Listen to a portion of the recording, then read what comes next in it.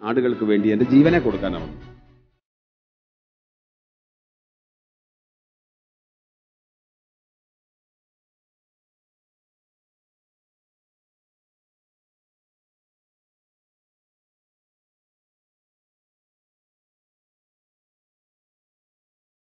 Hallelujah. പിതാവിനും പുത്രനും പരിശുദ്ധാത്മാവിനും സ്തുതി. ആദിയിലെ പോലെ ഇപ്പോഴും എപ്പോഴും എന്നേക്കും അങ്ങനെ തന്നെ.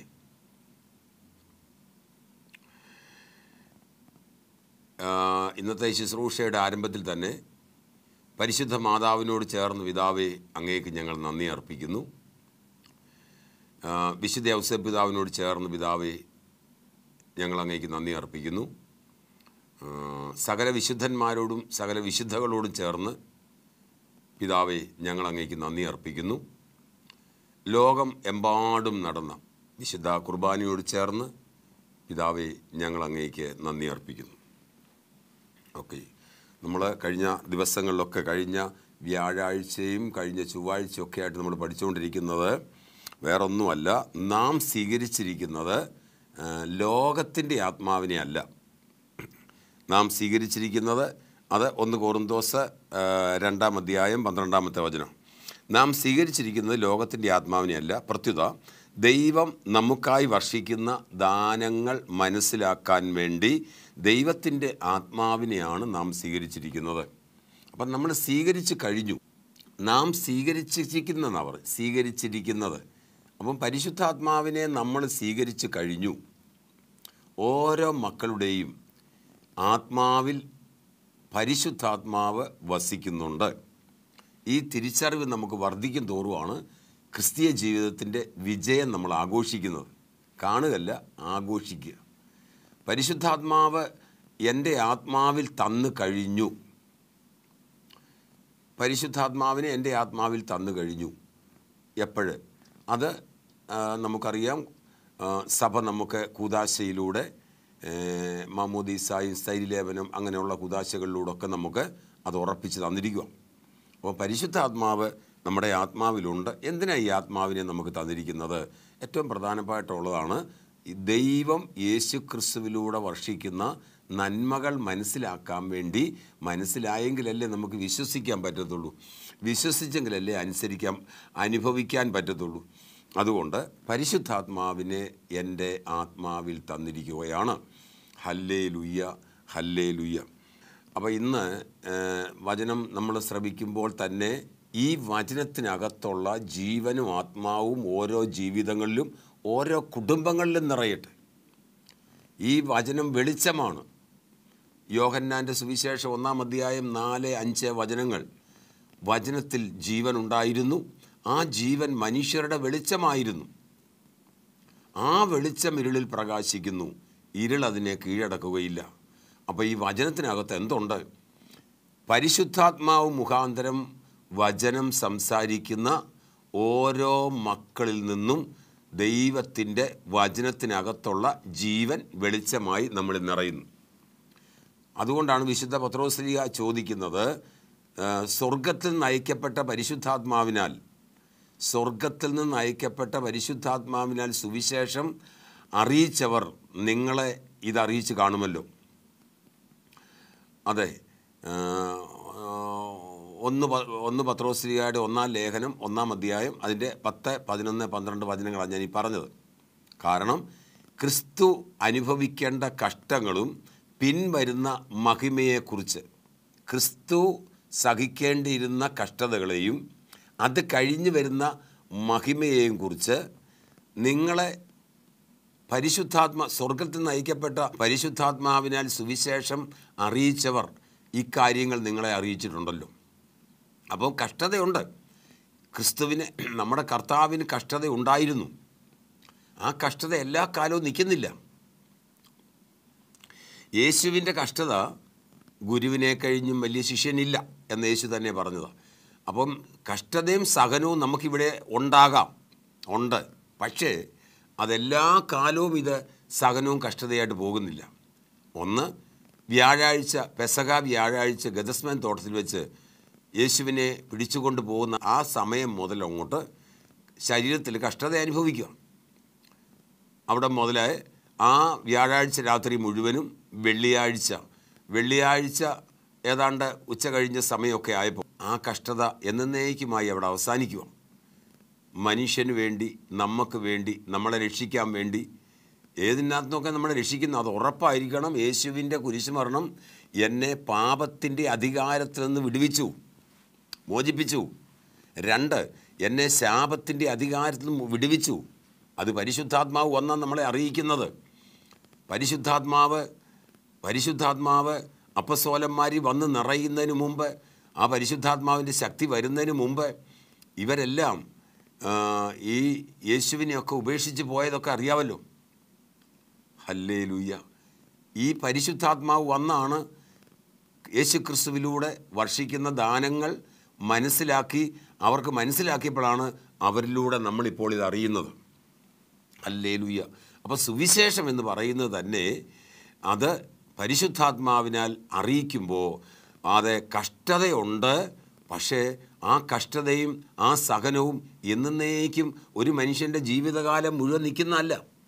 പിന്നെയോ യേശു പെസഹ വ്യാഴം മുതൽ അനുഭവിച്ച് നമുക്കറിയാം. അത് ഇന്ന് വരെയും മനുഷ്യകുലത്തിന് ചിന്തിക്കാൻ പറ്റാത്ത അവസ്ഥയിലുള്ള അതായിരുന്നു ആ പീഡാസഹന കുരിശുമരണം.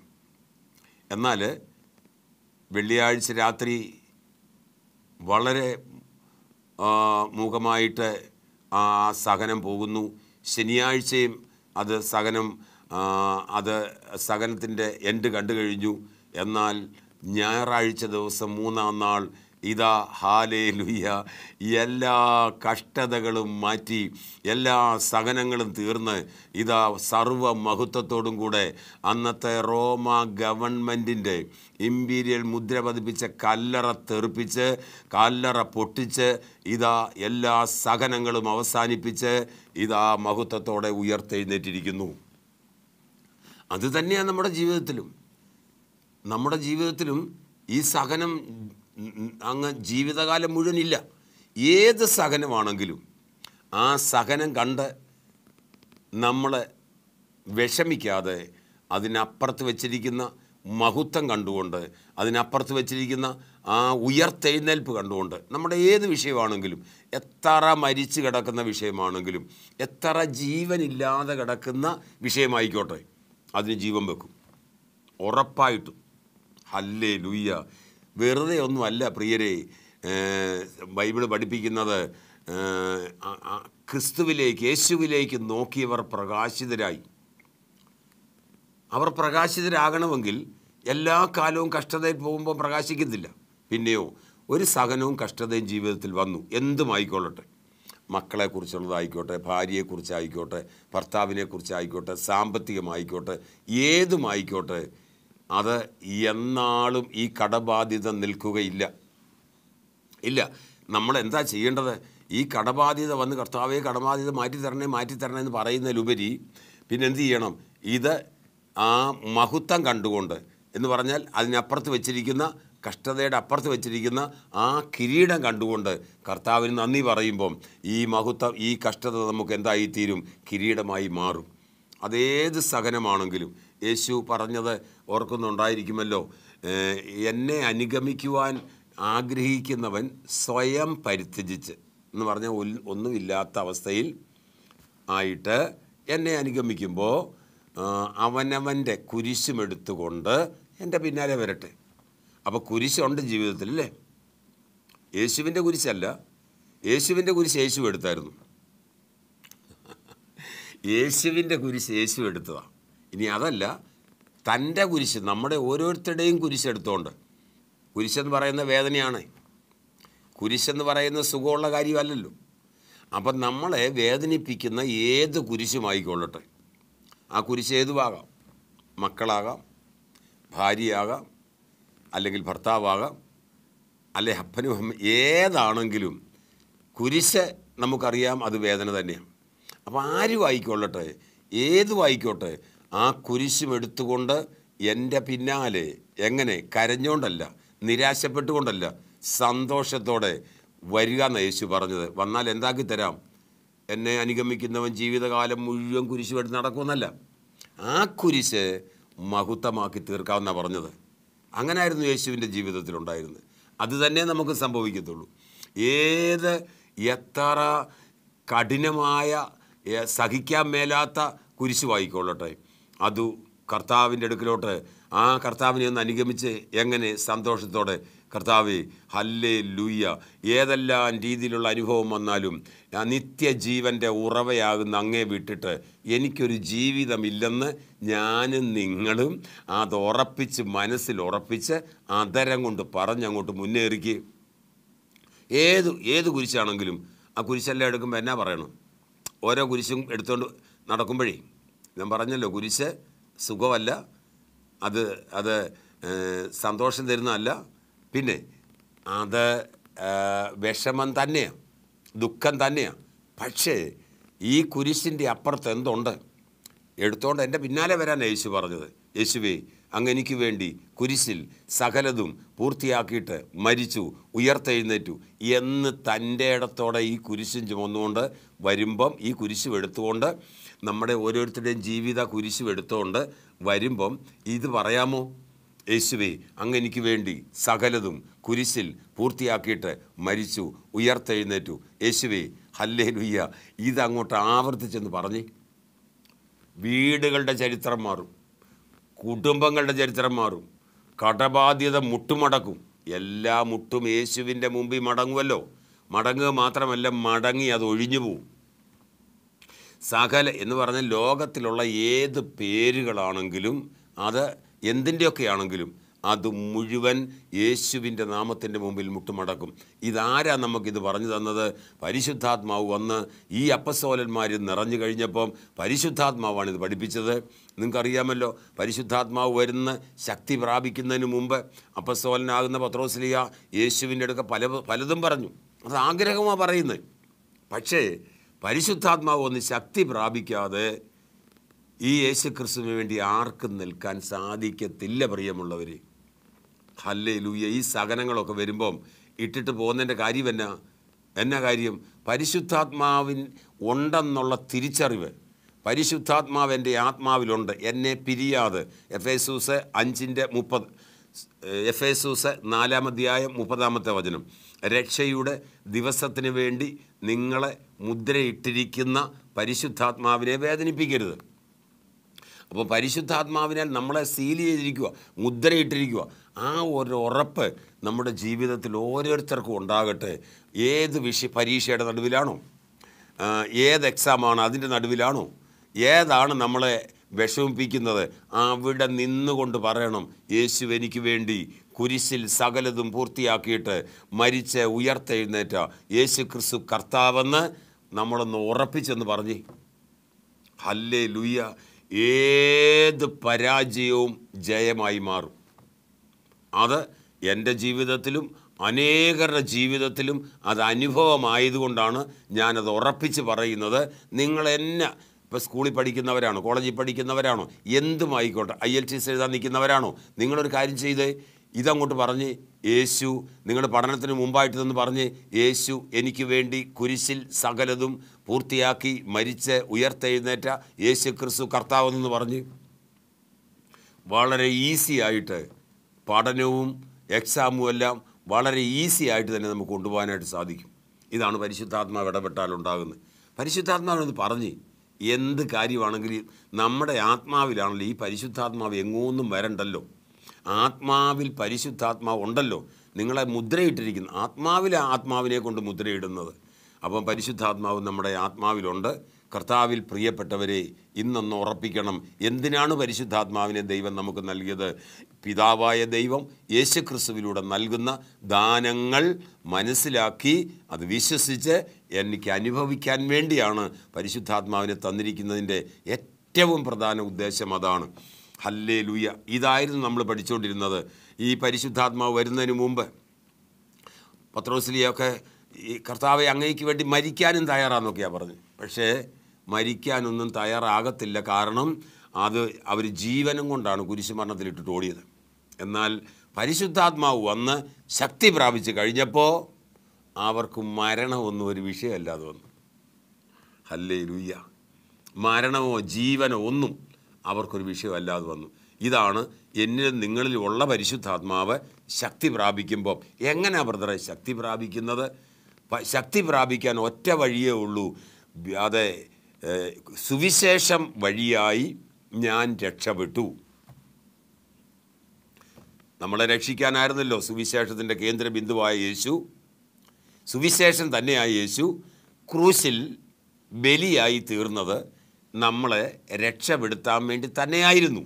അത് ആത്മാവിലാണ് ഒന്നാമത്തെ രക്ഷ കിട്ടിയിരിക്കുന്നത്. പിന്നെയാണ് മനസ്സിലും ശരീരത്തിലുമൊക്കെ അനുഭവിച്ചറിഞ്ഞു വേണം നമ്മൾ അറിഞ്ഞ് വിശ്വസിച്ച് അത് അതരം കൊണ്ടൊക്കെ പറയുമ്പോഴാണ് നമുക്ക് ഇത് അവകാശമായി എടുക്കാൻ പറ്റുന്നത്. ഹല്ലേലൂയ. ഓരോ മക്കളും ഇന്നത്തെ ഈ വചനത്തിൻ്റെ ശക്തി നിങ്ങളുടെ വീടുകളിൽ ഇത് വെളിച്ചമായി തീരട്ടെ. വചനത്തിനകത്ത് ജീവനുണ്ട്. ആ ജീവനാ വെളിച്ചമായി തീരുന്നത്. വെളിച്ചമെന്ന് പറഞ്ഞാൽ പ്രകാശിക്കുക. ഇരുൾ അവിടെ നിൽക്കത്തില്ല.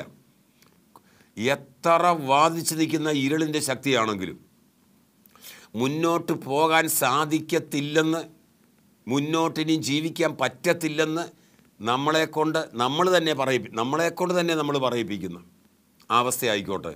ഈ വെളിച്ചമുണ്ടല്ലോ, ഈ വചനത്തിൻ്റെ വെളിച്ചമുണ്ടല്ലോ, ഓരോ വീടുകളിലും കയറുമ്പോൾ വചനം മാംസമായി തീർന്നതായി ഈശോ. വചനം മാംസമായി തീർന്നതായി ഈശോ. അപ്പോൾ ആ വചനത്തിൽ യേശുവിലുള്ള വെളിച്ചമാണ് എന്നിലും നിങ്ങളിലും കത്തേണ്ടത്. അങ്ങനെ കത്തുമ്പോൾ ഇരുളിൽ നിൽക്കാൻ സാധിക്കത്തില്ല.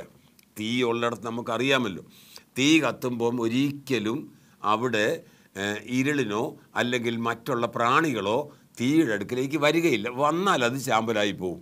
അപ്പം യേശുവിൻ്റെ വെളിച്ചമാകുന്ന ആ തീ അവിടെ കത്തിക്കൊണ്ട് നിൽക്കുമ്പം ഇരുട്ടിൻ്റെ അധികാരങ്ങൾക്ക് അഭിചാരമായിക്കോട്ടെ, മന്ത്രവായമായിക്കോട്ടെ, കൂടോത്രമായിക്കോട്ടെ, ഏതുമായിക്കോട്ടെ, നിങ്ങളൊന്ന് പറഞ്ഞേ, വീട്ടിലൊന്ന് ഉറക്കെ പറഞ്ഞേ, യേശു എനിക്ക് വേണ്ടി കുരിശിൽ സകലതും പൂർത്തിയാക്കി മരിച്ചു, ഉയർത്തെഴുന്നേറ്റ യേശു ക്രിസ്തു കർത്താവെന്ന് ഏത് വ്യക്തി പറയും, ഏത് കുടുംബത്തിൽ പറയും, ആ കുടുംബം പരാജയത്തിലല്ല പിന്നെ പോകുന്നത്. ആ കുടുംബം യേശു ക്രിസ്തുവിൻ്റെ ക്രൂശിലെടുത്ത വിജയത്തിൻ്റെ ആഘോഷത്തിലായിരിക്കും ആ വ്യക്തിയും ആ കുടുംബവും പോകുന്നത്. ഉറപ്പായിട്ടും ഇത് പ്രാക്ടിക്കലായിട്ട് നമുക്ക് നടക്കണം. ഇത് തിയറിയായിട്ട് മാത്രം കേട്ടാൽ പോരാ, ഇത് നമ്മുടെ ജീവിതത്തിൽ പ്രാക്ടിക്കലാക്കണം. ഹല്ലേലൂയ. ഇന്ന് എന്നെ കേട്ടുകൊണ്ടിരിക്കുന്ന മക്കൾ പലരും പരാജയത്തിൽ മുങ്ങി നിൽക്കുകയാണ്. നിങ്ങളോട് ഉറപ്പിച്ച് പറയട്ടെ, യേശുവിൻ്റെ കുരിശുമരണത്തിനകത്തോട്ട് ഓടി അങ്ങോട്ട് കയറിക്കേ. യേശുവേ ഹല്ലേലൂയ, എനിക്ക് വേണ്ടിയായിരുന്നല്ലോ കുരിശിലങ്ങ് സകലതും പൂർത്തിയാക്കിയിട്ട് മരിച്ചത്, എന്നിട്ട് ഉയർത്തെഴുന്നേറ്റല്ലോ. മരിച്ച് മൺമറഞ്ഞു പോയ ഒരു ദൈവത്തെ അല്ല പ്രിയമുള്ളവരെ നമ്മൾ ഇന്ന് നമ്മൾ ആരാധിക്കുന്ന ദൈവം, നമ്മൾ നന്ദി പറയും, നമ്മൾ പ്രാർത്ഥിക്കുന്ന ആ ദൈവം മരിച്ചു പോയ ഒരാളല്ല. മരണത്തെ പരാജയപ്പെടുത്തി ജീവനോടെ ഉയർത്തെഴുന്നേറ്റ കർത്താവാണ് നമ്മുടെ കർത്താവ്. ഹല്ലേലൂയ. അതുകൊണ്ട് യേശുവിന് ഇന്നും ജീവനുണ്ടെന്ന് ഉറപ്പിക്കുന്നവർ, ഉയർത്തെഴുന്നേറ്റെങ്കിൽ ജീവനുണ്ടെന്ന് ഉറപ്പിക്കുന്ന മക്കളോട് ഞാൻ പറയട്ടെ, ഇന്ന് നിങ്ങളുടെ വീട്ടിലെ കടബാധ്യത ഇന്ന് കെട്ടുകെട്ടും. കർത്താവേ, ഈ വചനത്തിലെ ശക്തി നിറയട്ടെ വരില്ലേ. ഇപ്പോൾ നമ്മൾ ഒരു സാക്ഷ്യം, കർത്താവ് പ്രവർത്തിച്ച ഒരു സാക്ഷ്യം കാണാൻ പോവുകയാണ്. കർത്താവ് നമ്മളെ സമൃദ്ധിയാക്കട്ടെ.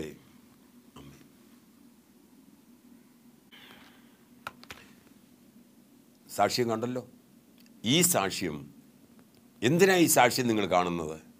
നിങ്ങളുടെ വീട്ടിലും നിങ്ങൾക്കും ഇത് അനുഭവിക്കാൻ പറ്റും. ഇപ്പം തന്നെ ഞാൻ പ്രാർത്ഥിക്കുന്നത് എന്തിനാണെന്നറിയാമോ?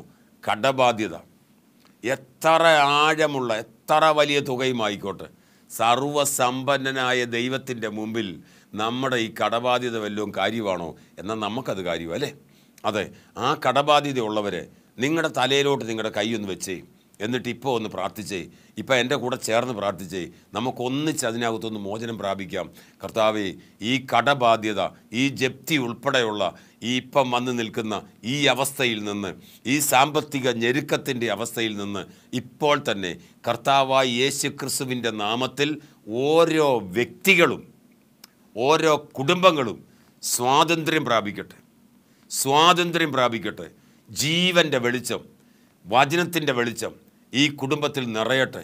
ഹല്ലേലൂയ. നമ്മുടെ കയ്യിലിരിപ്പ് കൊണ്ടൊക്കെ ആയിരിക്കും കടബാധ്യത വന്നത്, ഏതുമായിക്കോട്ടെ. ഇതൊന്നും കർത്താവ് ചോദിക്കുന്നില്ല. ഇപ്പോൾ തന്നെ ഇതിനൊരു മോചനം ഈ സമയത്ത് തന്നെ നിങ്ങളുടെ തലയിൽ നിങ്ങൾ കൈവച്ച് എന്നോട് ചേർന്ന് പ്രാർത്ഥിക്കുന്ന ഈ സമയത്ത് തന്നെ ഇതിനൊരു മോചനം ഇപ്പോൾ സംഭവിക്കുകയാണ്. കടബാധ്യത എന്നേക്കുമായിട്ട് ദാരിദ്ര്യത്തിൻ്റെ ശാപങ്ങൾ മുഴുവനും യേശുക്രിസ്തുവിൻ്റെ നാമത്തിൽ എന്നേക്കുമായി മാറിപ്പോകട്ടെ. കുടുംബത്തിലേക്ക് കർത്താവിൻ്റെ സമൃദ്ധി.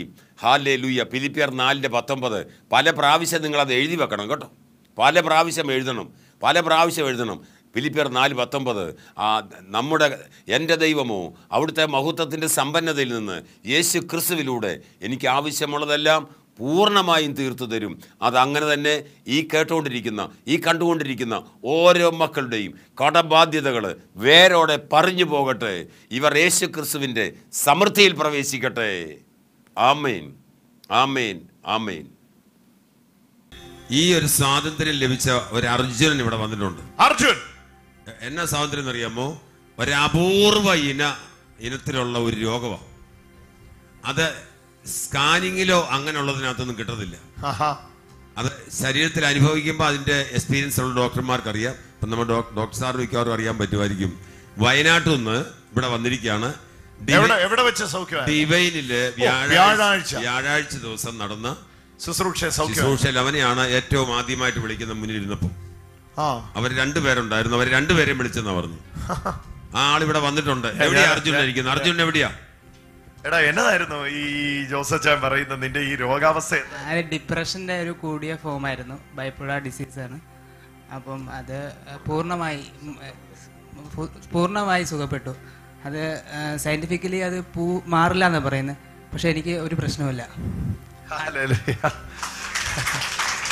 പക്ഷേ ആക്ച്വലി എനിക്ക് ആ അസുഖം ഇല്ലായിരുന്നു. ക്ലിനിക്കലി പറ്റിയ തെറ്റുകൊണ്ട് പറ്റിപ്പോയതാണ്. എന്നെ അത് ട്രീറ്റ് ചെയ്ത് തെറ്റിപ്പോയി. എന്നെ ഒരു സൈക്കോളജിസ്റ്റിന് കൊണ്ടുപോയി നേരെ സൈക്കാട്രിസ്റ്റിൻ്റെ അടുത്ത് കൊണ്ടുപോയി. ഒരു കൗൺസിലിംഗ് കൊണ്ട് തീരുന്നൊരു പ്രശ്നമായിരുന്നു. സൈക്കാട്രിസ്റ്റ് തോന്നുന്ന പോലെ മരുന്നുകൾ ഇങ്ങനെ കൊണ്ട് കൂട്ടി കുറച്ച് കൂട്ടി അങ്ങനെ വലിയൊരു പ്രശ്നത്തിലേക്ക് പോയി. അപ്പം ഞാനൊരു ബ്രദറിനെ കണ്ടപ്പോൾ ബ്രദർ പറഞ്ഞു, നിനക്ക് ഒരു അസുഖവും ഇല്ല, നീ വെറുതെയാണ് മരുന്ന് കഴിക്കുന്നത്, കാരണം നിനക്കൊരു അസുഖവും ഇല്ല. വലിയ കൃപയുള്ള ബ്രദർ. ആ ബ്രദർ പറഞ്ഞിട്ടാണ് ഞാൻ ബ്രദറിൻ്റെ ധ്യാനത്തിനൊക്കെ വരുന്നത്. കൊച്ചിയിലുള്ള ഒരു വലിയ സൈക്കോളജിസ്റ്റും ബ്രദറും പ്രാർത്ഥിക്കുന്ന ഒരാൾ പറയുവാണ്, ഈ അസുഖം ഒരിക്കലും മാറില്ല. ഇന്നേ വരെ ഒരു ധ്യാന കേന്ദ്രത്തിലും ഈ അസുഖം മാറിയതായിട്ട് റിപ്പോർട്ടില്ല. അതുകൊണ്ട് ഈ അസുഖം ഒരിക്കലും മാറില്ല. വചനം പറയുന്നത് തെറ്റാണെങ്കിലും ക്ഷമിക്കുക. ആരോഗ്യവാനല്ല, രോഗികൾക്കാണ് മരുന്ന് ആവശ്യമുള്ള ആ വചനം വെച്ചിട്ട് ഈ അസുഖത്തെ പറ്റി പറഞ്ഞു. ഞാൻ വല്ലാണ്ട് തകർന്നുപോയി. ഞാൻ വിചാരിച്ചു കഴിഞ്ഞു, ഇനിയിപ്പോൾ ഒന്നും നോക്കാനില്ല. എന്നാലും അല്ല, സത്യം ഒരു വ്യക്തിയാണ്. അർജുനെ, വയനാട്ടിൽ ഈശോയുടെ സാക്ഷിയായിട്ട് നിന്നെ കർത്താവ് തെരഞ്ഞെടുത്തു. ഹല്ലേലൂയ. സാക്ഷ്യം കണ്ടല്ലോ. ഈ സാക്ഷ്യം എന്തിനാ ഈ സാക്ഷ്യം നിങ്ങൾ കാണുന്നത്? നിങ്ങളുടെ വീട്ടിലും നിങ്ങൾക്കും ഇത് അനുഭവിക്കാൻ പറ്റും. ഇപ്പം തന്നെ ഞാൻ പ്രാർത്ഥിക്കുന്നത് എന്തിനാണെന്നറിയാമോ? കടബാധ്യത എത്ര ആഴമുള്ള എത്ര വലിയ തുകയുമായിക്കോട്ടെ, സർവസമ്പന്നനായ ദൈവത്തിൻ്റെ മുമ്പിൽ നമ്മുടെ ഈ കടബാധ്യത വല്ലതും കാര്യമാണോ? എന്നാൽ നമുക്കത് കാര്യമല്ലേ? അതെ, ആ കടബാധ്യതയുള്ളവർ നിങ്ങളുടെ തലയിലോട്ട് നിങ്ങളുടെ കൈ ഒന്ന് വെച്ചേ, എന്നിട്ട് ഇപ്പോൾ ഒന്ന് പ്രാർത്ഥിച്ചേ, ഇപ്പം എൻ്റെ കൂടെ ചേർന്ന് പ്രാർത്ഥിച്ചേ. നമുക്കൊന്നിച്ച് അതിനകത്തൊന്ന് മോചനം പ്രാപിക്കാം. കർത്താവേ, ഈ കടബാധ്യത, ഈ ജപ്തി ഉൾപ്പെടെയുള്ള ഈ ഇപ്പം വന്ന് നിൽക്കുന്ന ഈ അവസ്ഥയിൽ നിന്ന്, ഈ സാമ്പത്തിക ഞെരുക്കത്തിൻ്റെ അവസ്ഥയിൽ നിന്ന് ഇപ്പോൾ തന്നെ കർത്താവായ യേശു ക്രിസ്തുവിൻ്റെ നാമത്തിൽ ഓരോ വ്യക്തികളും ഓരോ കുടുംബങ്ങളും സ്വാതന്ത്ര്യം പ്രാപിക്കട്ടെ. ജീവൻ്റെ വെളിച്ചം, വചനത്തിൻ്റെ വെളിച്ചം ഈ കുടുംബത്തിൽ നിറയട്ടെ. ഹല്ലേലൂയ. നമ്മുടെ കയ്യിലിരിപ്പ് കൊണ്ടൊക്കെ ആയിരിക്കും കടബാധ്യത വന്നത്, ഏതുമായിക്കോട്ടെ. ഇതൊന്നും കർത്താവ് ചോദിക്കുന്നില്ല. ഇപ്പോൾ തന്നെ ഇതിനൊരു മോചനം ഈ സമയത്ത് തന്നെ നിങ്ങളുടെ തലയിൽ നിങ്ങൾ കൈവച്ച് എന്നോട് ചേർന്ന് പ്രാർത്ഥിക്കുന്ന ഈ സമയത്ത് തന്നെ ഇതിനൊരു മോചനം ഇപ്പോൾ സംഭവിക്കുകയാണ്. കടബാധ്യത എന്നേക്കുമായിട്ട് ദാരിദ്ര്യത്തിൻ്റെ ശാപങ്ങൾ മുഴുവനും യേശുക്രിസ്തുവിൻ്റെ നാമത്തിൽ എന്നേക്കുമായി മാറിപ്പോകട്ടെ. കുടുംബത്തിലേക്ക് കർത്താവിൻ്റെ സമൃദ്ധി. ഹല്ലേലൂയ. ഫിലിപ്പിയർ 4:19 പല പ്രാവശ്യം നിങ്ങളത് എഴുതി വെക്കണം കേട്ടോ. പല പ്രാവശ്യം എഴുതണം. ഫിലിപ്പിയർ 4:19 എൻ്റെ ദൈവമോ അവിടുത്തെ മഹത്വത്തിൻ്റെ സമ്പന്നതയിൽ നിന്ന് യേശു ക്രിസ്തുവിലൂടെ എനിക്ക് ആവശ്യമുള്ളതെല്ലാം പൂർണ്ണമായും തീർത്തു തരും. അതങ്ങനെ തന്നെ ഈ കേട്ടുകൊണ്ടിരിക്കുന്ന, ഈ കണ്ടുകൊണ്ടിരിക്കുന്ന ഓരോ മക്കളുടെയും കടബാധ്യതകൾ വേരോടെ പറഞ്ഞു പോകട്ടെ. ഇവർ യേശു ക്രിസ്തുവിൻ്റെ